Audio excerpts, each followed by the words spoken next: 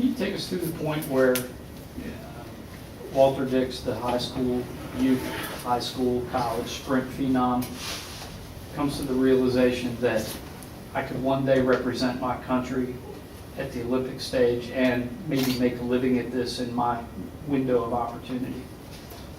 Wow. Well, where you want me to start? Middle school? No, when did it really dawn on you that you know, I mean, there's a lot of great sprinters, you know, that were great at a young age or maybe at college age, but didn't reach that threshold that you're now at? Well, I think it started out as when I was a child, and as I became older, watching the greats. You know, I think the real point that hit me is when I was in high school. When I was 14, and I went to AAU track meet, and I jumped 23.10 in the long jump.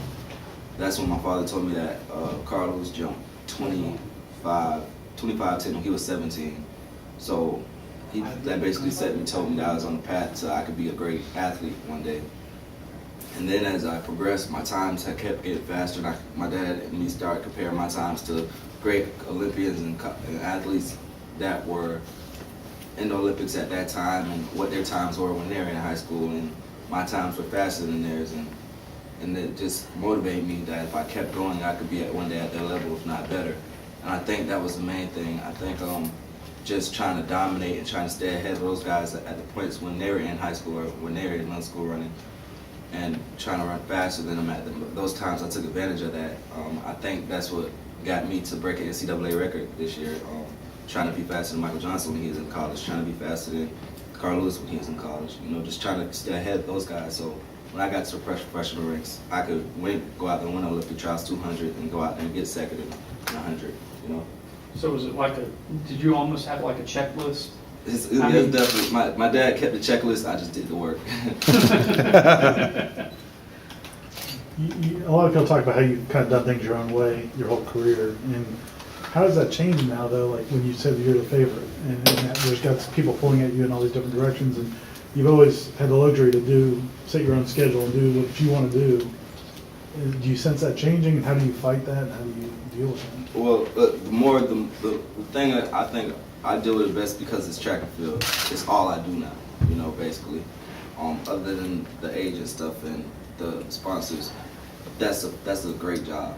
I'm fortunate to have that, you know, and I realize that a lot of people aren't fortunate to be in the position I am, so I never take it for granted. So to wake up and know that all I have to do is fly 9 hours to Stockholm and run a track meet and make a couple of dollars, I think that's not a bad deal. So I think I take it like that more than anything, and I don't let the pressure get to me. I don't let it get to me because of that, because I know I'm fortunate to have that kind of pressure. Like, the people could be doing a lot more. You know, it could be a lot worse. You gonna leave a couple spots in your suitcase for some hardware, or is that bad karma? Well, I'm not going over there not to get some hardware, but I'm not gonna say what hardware, you know. So I'm definitely not gonna bring no karma. Walter, it's no secret that track and field has, you know, gone through some tough times in terms of some bad publicity with doping scandals, for instance. Do you feel any kind of burden of responsibility to bring respectability back to the sport? Does that stuff weigh on you at all? I think I'm kind of fortunate because, you know, I've been doing good since high school. I broke some records, and people have been following me since high school, so they see my progression.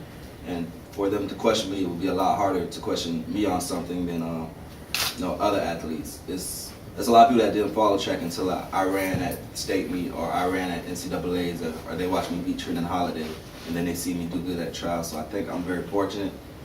As far as the pressure, I think it's my responsibility at all times as a role model to hold myself to the best conduct as possibly can. And I think that comes as being a professional athlete, period. That's what I'm going to do.